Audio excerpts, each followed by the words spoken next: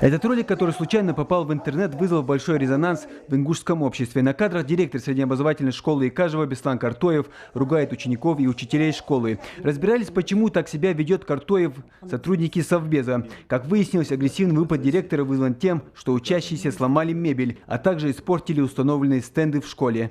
В нецензурной форме оскорблял учащихся в присутствии родителей и учителей. Сегодня в 10 часов утра мы вызвали Картоева, главу сельского поселения, министра образования, начальника управления образования по Назрановскому району, преподаватели основ религии данной школы, провели беседу о недопустимости вот таких высказываний и поведения такого в школах с детьми в общеобразовательном процессе.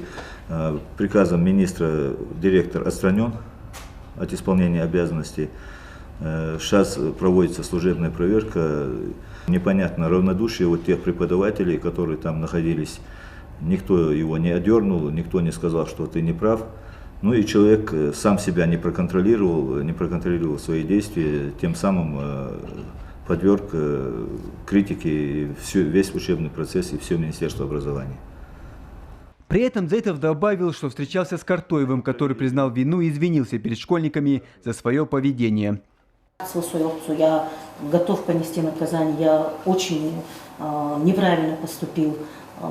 Но дух я с халхашдина, а с амял я должен себе повторить на царь, дух я хранится у него туда, хранится.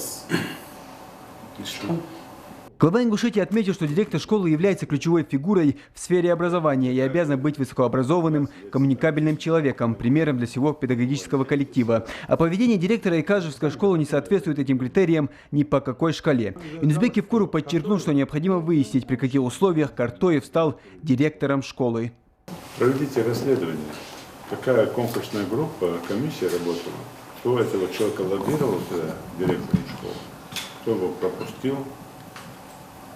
Проведите эту работу. В том числе, сколько с ним человек проходило в конкурсе. Глава Ингушетии поручил провести тщательное расследование данного инцидента, в том числе дать оценку безучастному отношению к произошедшему преподавателю основ религии. Юнусбек Евкуров в категорической форме потребовал от чиновников исключить подобные происшествия в будущем. Целую схему проведите, расследование проведите. Если дети себя так ведут, портят мебель, там, стенды и еще что-то, значит, с ними не работают педагоги, психологи. Разберитесь, что в этой школе творится. Разберитесь очень серьезно, глубоко изучите эту тему. Второе, конкурс по директорам школ должен быть публичный. Я сейчас разработаю наш региональный. Вы слышали, о чем я сказал? Публичный.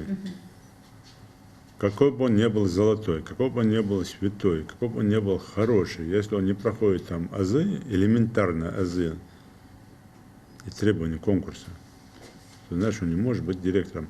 В том числе обращаю внимание на наличие опыта.